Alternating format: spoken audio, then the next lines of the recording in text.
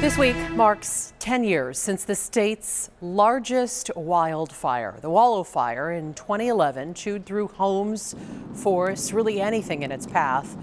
It raged from May 29th until its containment on July 8th. It is a massive area that is still recovering right now. And I recently traveled to the burn scar of the Wallow Fire to see the progress out there and the problems that are still right there today.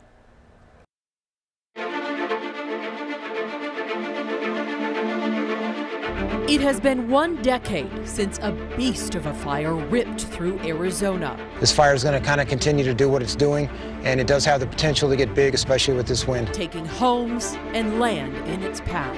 You think you're mentally prepared for it, physically prepared for it, you're not. A plume that could be seen from space, the largest fire in Arizona's history, consuming more than 500,000 acres in the picturesque White Mountains. But forests can take a lifetime to return. So how do things look now? On that landscape, there's 17 different kind of forests. Randy Fuller tells me the regrowth was in some spots immediate. I was out there 2 weeks after the fire, and it was just a lush carpet, right? It's just immediate response in the grasslands. Very impressive. But in other places, the forest needs a little more help. This planting was very successful. We've had about 80% survival. That's where people like Jessica Alexander come in. This one has nice big whorls on it, which is how you can tell how old a tree is. Even before they replant the trees, they harvest the seeds with meticulous care. We have these braces that have 3-inch long spikes on them, and we'll spike up the tree with lanyards.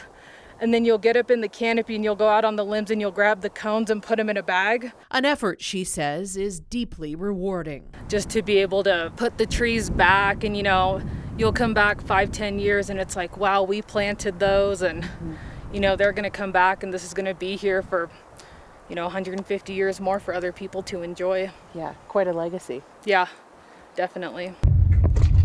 We have our soil specialists on the forest, our timber specialists, silviculture, fire, wildlife, all that. But a short drive away and the story is not the same. Here is just a real big high severity area where the fire came through really hot, burning probably a couple thousand degrees in temperature as it was moving through here. Probably hadn't seen fire in this area 100 years plus. A lot of what's left looks like countless toothpicks, and you'll often hear people like Justin GABLER talk of a stand replacing fire. So a stand replacing fire is when the fire moves up into the canopy and the whole tree over a large landscape just completely kills most, if not all, the trees in that area. A fire so hot it could melt steel delays any dreams for the once vibrant soil. When it burns hot like this, it turns completely hydrophobic and we can dump water on it and it'll stay there for 20-30 seconds. That's how we can measure how bad the soils were affected. But if you look close, you can also find hope. The aspen is coming back really, really strong. As the ecosystem recovers, They're all now 10 years old, so they're about 15 feet tall, a couple of inches around. the aspen will live just long enough to let the forest grow back. And they'll be on the landscape for the next 80 to 120 years.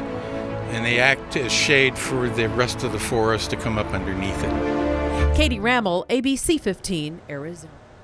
Can you believe it's been 10 years? You were up there too. I can, and I remember a couple of things. Being in Eager when the evacuation orders went out, people boarding up their businesses and moving out of town, and I remember also being in a place where we saw wildlife fleeing the flames. Absolutely. That you could see smoke all around them, and deer and elk and all kinds of things fleeing the flame. It was awful to see, and so many people up there who love being a part of that environment, and now they've had their landscape change forever. You know, we're going to talk about that wildlife part coming up on Friday. We've got a series of stories coming up, including answering the question, how do we make sure nothing like this ever happens again? This was so massive. So tomorrow night, we'll talk with Forest Management. It was and has been a controversial topic for years.